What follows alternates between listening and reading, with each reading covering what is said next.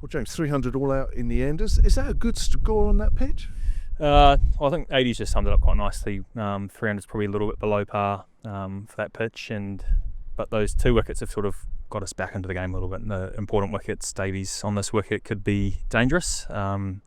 So yeah, it's back. We're back in the game a little bit. You were 130 for 5 at one stage, so the innings could have been a lot worse, couldn't it? Yeah, and Dorse batted really nicely to get a 40 odd, and then a few 20s and down the order, and little partnerships got us up to 300.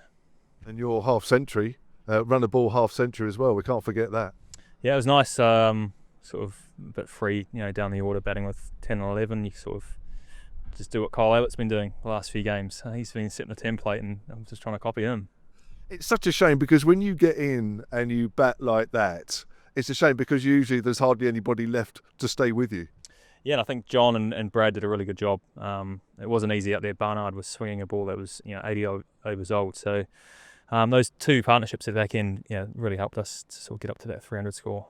That short boundary one side, I mean, a big boundary is not big enough for you, but the short boundary that side you must have kept looking at that thinking, I know you hit some over that way, but it's very tempting, isn't it? Yeah, well, as soon as Kyle came in, he said anything on my pads is going for 6. So when he got out, I took that mantra, and I was sort of I think we were all targeting that short side towards the back end. Interesting you say that Ed Barnard was still getting the ball to move around in sort of over 70 and plus that. But in a way then, does that make the total okay? Because usually the ball stops doing something after a while, but it kept doing something here. Yeah, it was doing so much. I mean, he was bowling massive in swingers, and getting the other one to hold up, and he was sort of telling me what he was going to bowl between balls, and he bloody well did it. So yeah, it was challenging to get conditions, and I guess up top it would have been even harder. So 300. I think we still want more runs though. So yeah, under par.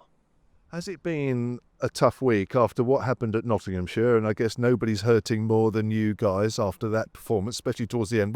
Has it been a tough week leading into this game? Yeah, definitely a few days of reflections. That extra day, Monday and then Tuesday, where we weren't training. So I think it was probably a good time just to reflect on what happened, individually, and then as a team, Adi and Ben Brown sort of got us back on what we wanted to do, and we had a good training session Wednesday, and then obviously came here on Thursday for prep for this game. Are you expecting or hoping this wicket's going to continue to play the way it has, or might it flatten out? I think it's definitely going to flatten out. It looks like a good wicket. A lot of grass on it, but it's hard underneath. So with the new ball, it might hopefully we'll swing and offer a little bit, but with overheads like this, I think it's going to probably get pretty flat, and we're going to have to work pretty hard.